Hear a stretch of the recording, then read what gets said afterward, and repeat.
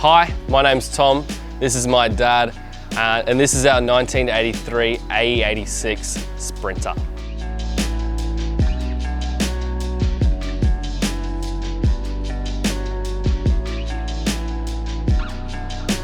I think I was the first one to see the car ad.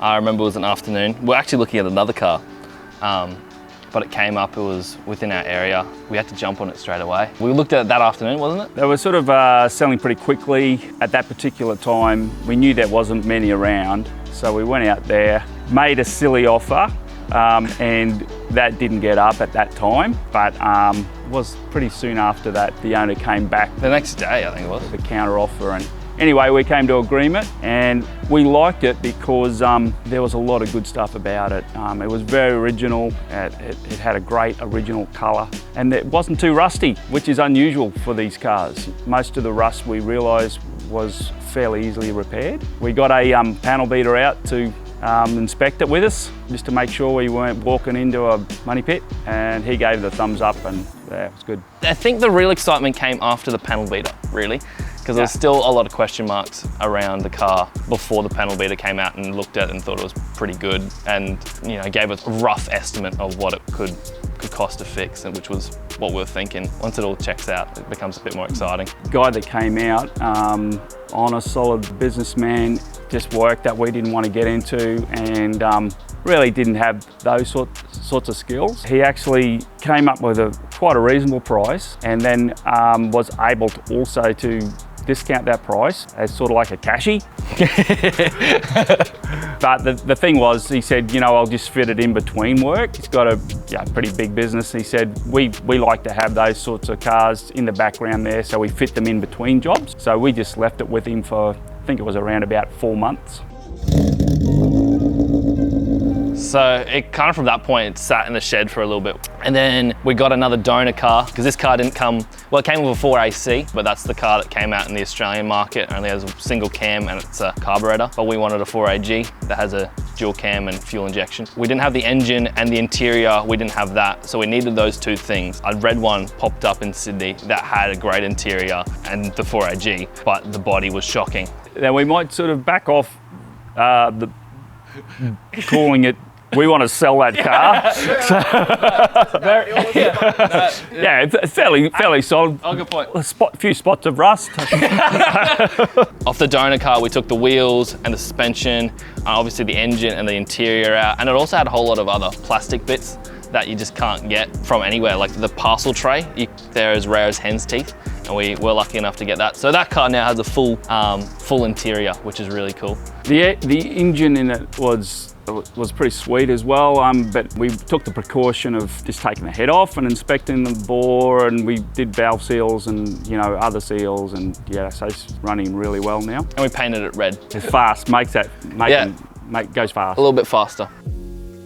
We kind of split it up, and I did interior and Dad sort of did mechanics and engine. It's been really fun actually most of the time. It hasn't caused a lot of problems, probably big hours, just because there's a lot of time in research, and a lot of time online sourcing parts and doing Facebook and marketplace and those sorts of things. Getting to know the community here in Brisbane, and met some great people that have helped out. Generally, it's been good. It's been hundreds of hours really, but yeah, it was great. Yeah, the interior was not too hard to deal with. The only thing that was probably I found tricky, the carpet was really hard to cut. So it looks great, but it was really tricky. And then the plastic was a bit fiddly because you had to get it from that car to that car without breaking it. But other than that, that's just hours, like you were saying. Yeah. And you're just putting in the work. No big dramas. No big dramas. Car's perfect.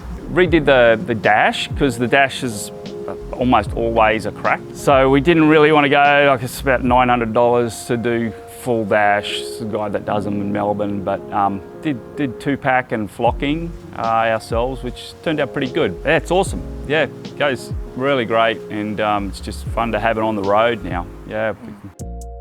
This sort of isn't our first project. My first car was an E30 BMW 325i, which almost was like a starter project for us. It was my first time working on cars. That was an adventure in itself because there was a lot of basic stuff that sort of needed to be done. Dad sort of did. I kind of helped at some points, but it was just the starting of sort of working underneath cars and sort of opening the bonnet and seeing how things work and understanding mechanics and honestly just learning how to take care of a car. So I think from that point it's always been a little bit of an itch to get something else or something new, which when this popped up it was sort of just the perfect opportunity to do something a bit bigger. Both have love of cars and sort of tinkering around the shed, and so share similar interests. Good thing to relate over and talk about. Just turns into men's mental health. First bought a Sprinter back in 1986, and at that time I'd had a pretty bad experience with a previous car, but I'd had an MGB, which was a terrible car. It literally caught on fire in the middle of Brisbane and broke down a number of times, and so I was just ready to get rid of that car, and I went around to several car yards and found a blue 1983 Sprinter at Skyfleet Kedron, and the rest is history. Yeah, it was just an awesome car. First car that I had with aircon, which was a big deal at that time. And yeah, just driving as fast as I could in that car everywhere I went, which was a lot of fun, but I wouldn't recommend that to young people these days, of course. But also coming unstuck, one day and driving way too fast on a wet day and coming up behind a truck, needing to brake heavily and then just sliding off the road and almost hitting a gum tree. So it's important to know with old cars, for me now, the technology is old and some of the things need upgrading, and the brakes actually will lock up. I can testify to that. The brakes lock up and you just have no control of the car at that point. So it's probably a standout memory of that one.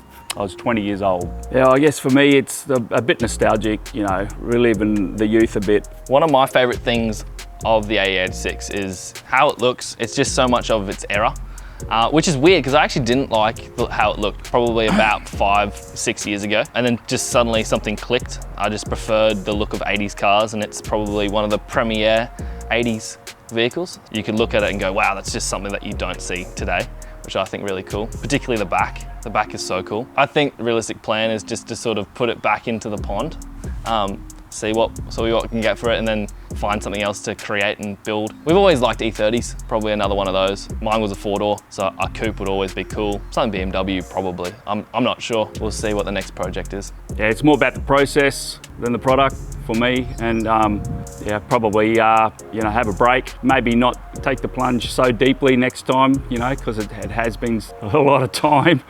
Mum's really keen for us to have a few more cars around the yard too. So very keen. Yeah, we got it.